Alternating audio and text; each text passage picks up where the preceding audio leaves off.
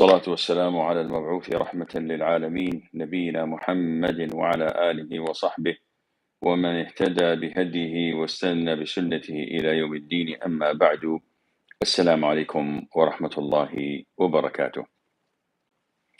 Our first question for today is from Faizan. He says, I joined the prayer when the Imam was in the second sujood of his first rak'ah.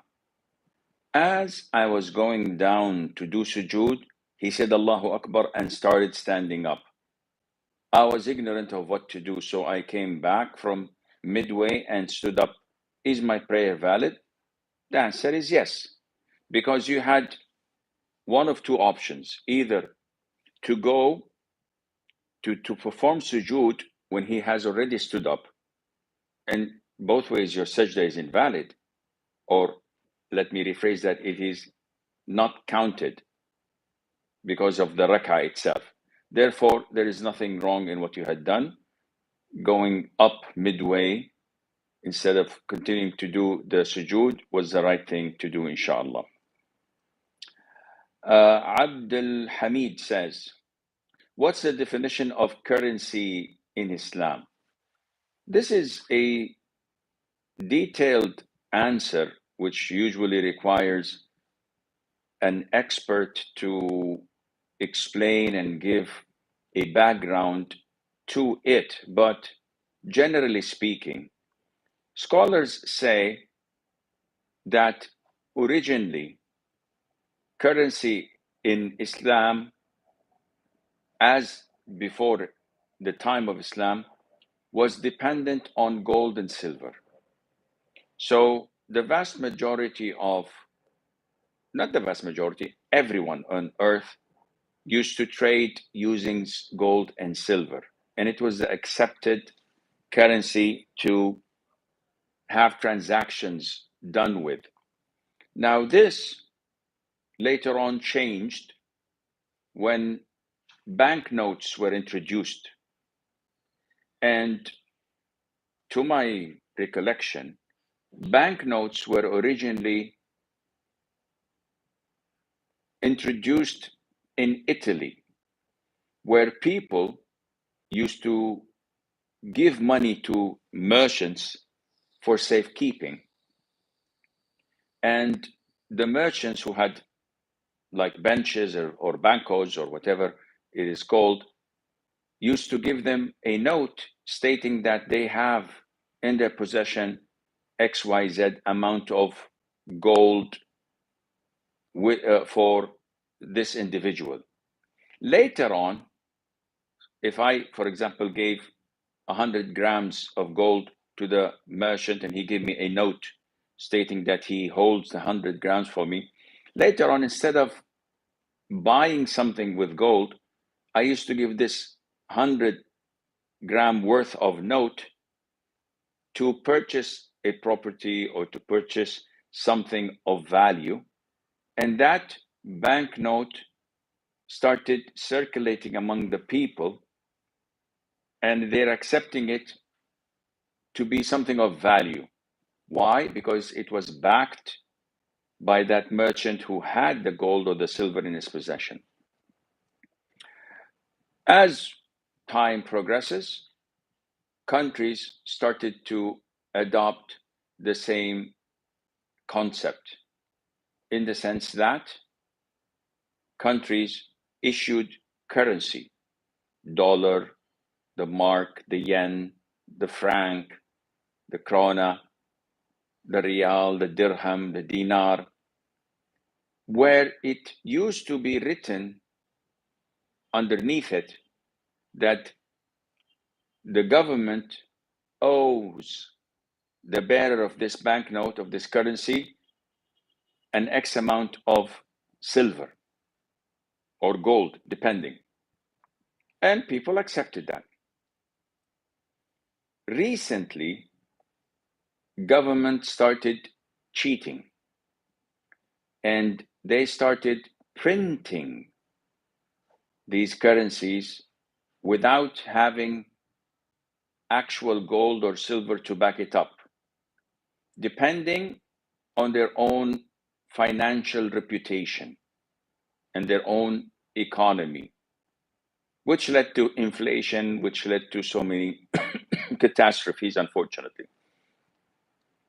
Nevertheless, the jurors agreed upon themselves that the definition of a currency is whatever the people agree among themselves to have a value. So if in a village or a community, they all agree that a piece of marble costs a kilogram of carrots, for example, and they started dealing with these marbles, accepting it to be something of value, in this case, this is the definition of currency. But it has to be agreed upon the people and the community, and Allah Azza wa Jal knows best. Yahya says, is it permissible to visit Taj Mahal? Taj Mahal, to my knowledge, is not a masjid. It's a monument. It is a building that some Raja or some king or some ruler built to honor his wife. And then I think he buried his wife in there. So it's not a masjid, so that we can say that no, it is not permissible to pray in such a masjid. And it's not a grave by itself. Though there is a grave, it's not a graveyard or a cemetery. So it's a place of amusement, an architectural design to commemorate someone, to remember someone. If people travel to visit and to see, I don't see anything wrong in that, inshallah, because the prohibition in Islam is to set for travel to any place of worship other than the three masjids of Mecca, Medina, and of Al-Quds, Al-Masjid al-Haram, Al-Masjid al-Nabawi, and Al-Masjid al-Aqsa. These are permissible for me to pack my bags and set to travel to them. But I can't go to travel, for example, get my bags and set for a journey to Al-Hussein Masjid in Egypt, or Muhammad al-Khamis in Morocco, or Sheikh Zayed's Masjid in Abu Dhabi. Though they are masjids and places of worship, traveling to them is prohibited for the sake of ibadah. As the Prophet said, لا تشد الرحال. Traveling is not permitted except for three masjids, meaning for the sake of ibadah. So visiting Taj Mahal is not a problem, inshallah. Allah knows best. And we have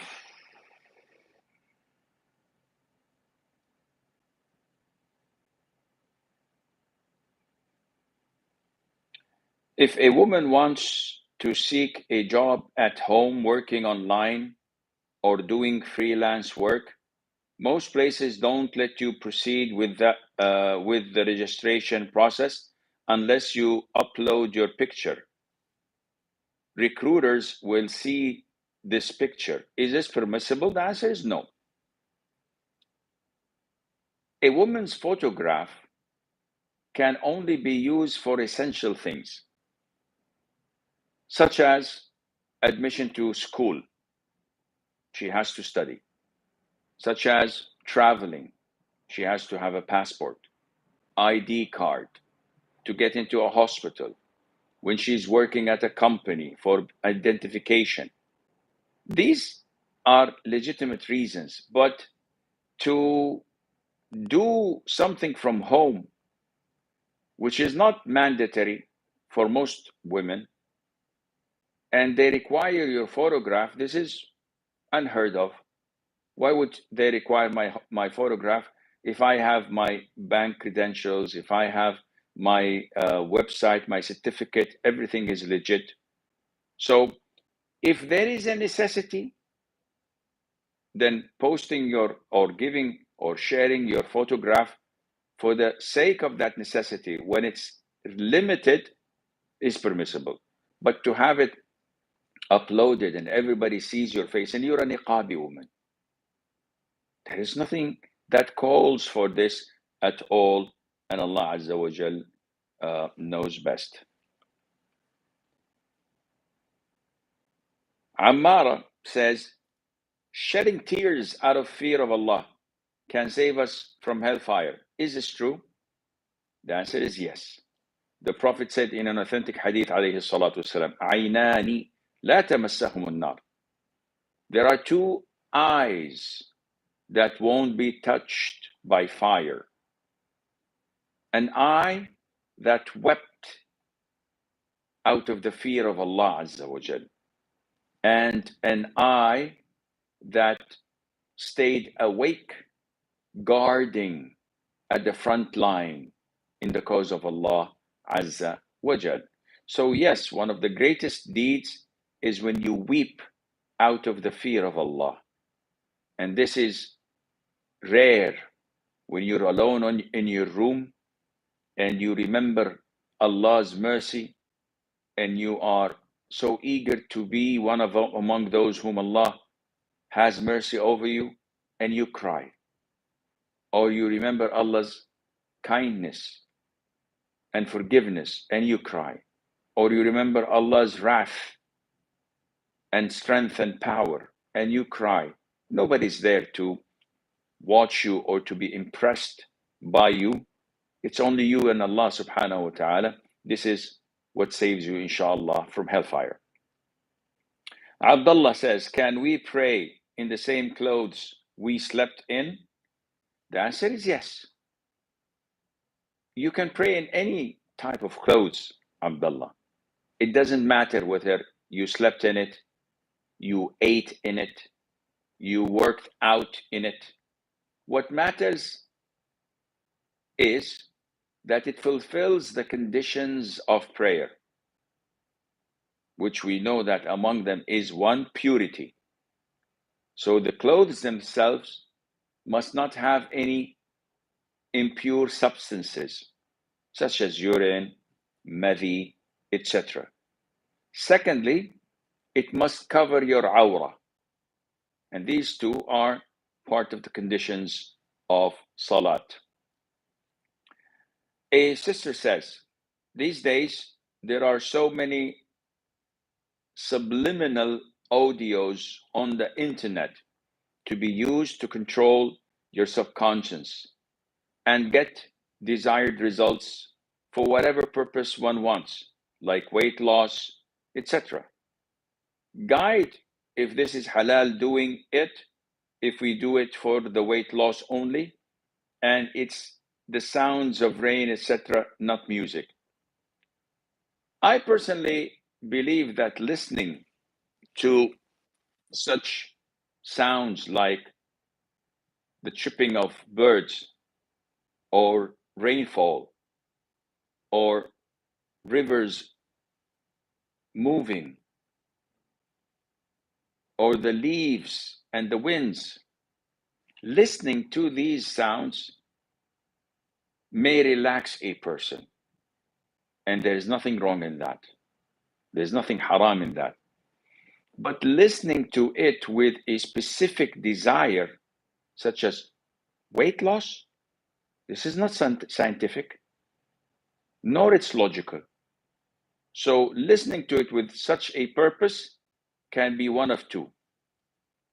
Either there are hidden messages that you cannot hear consciously, but your subconscious hears, and this is like hypnosis.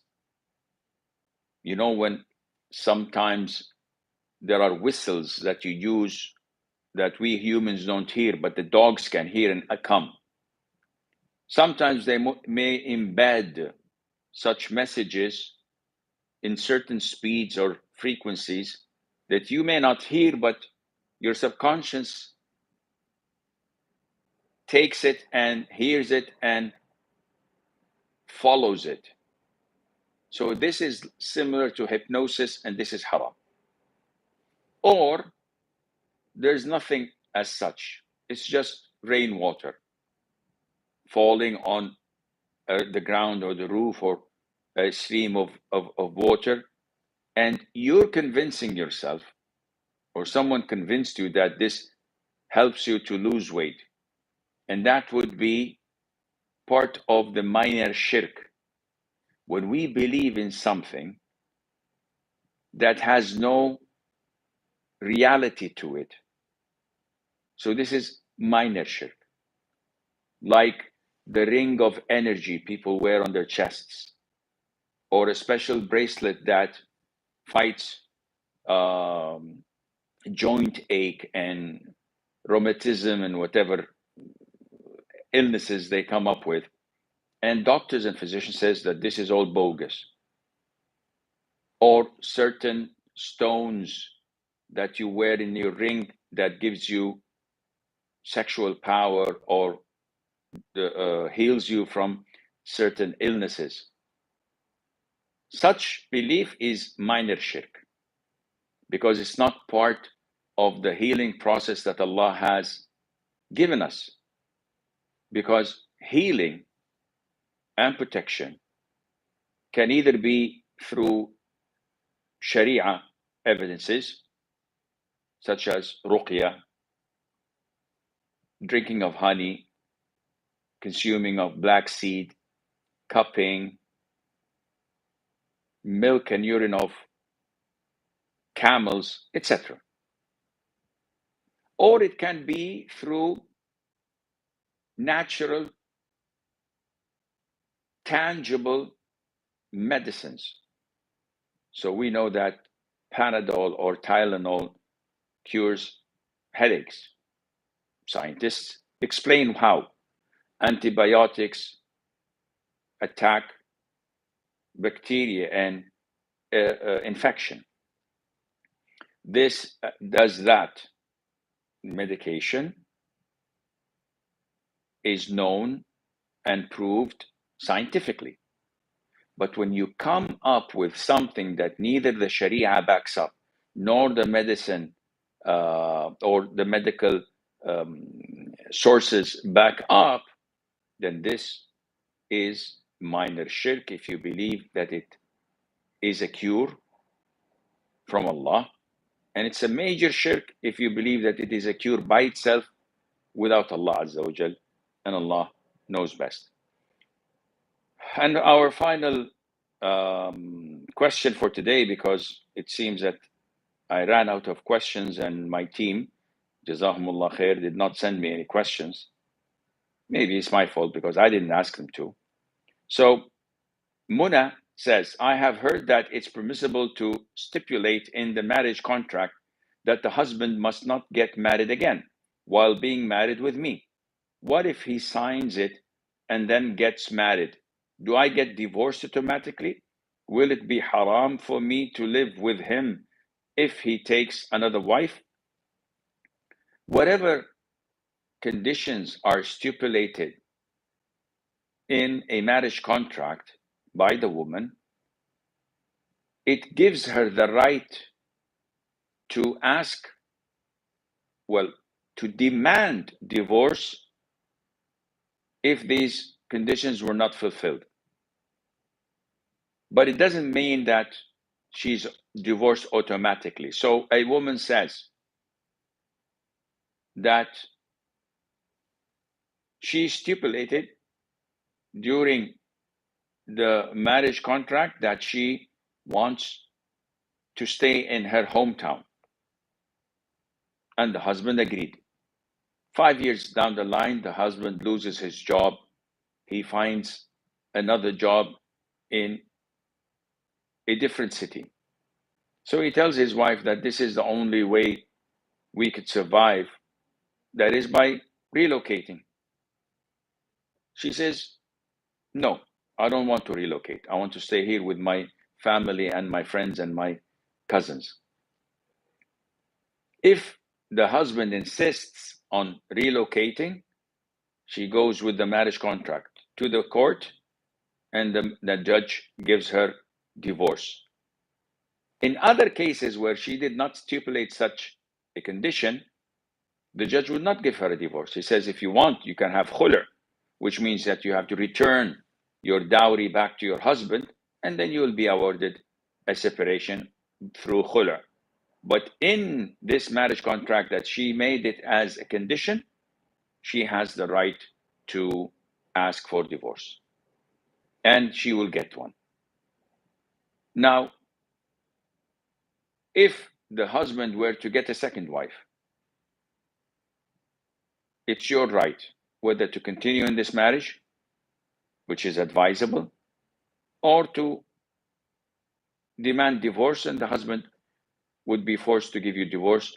He would continue with his second wife, and you would be divorced.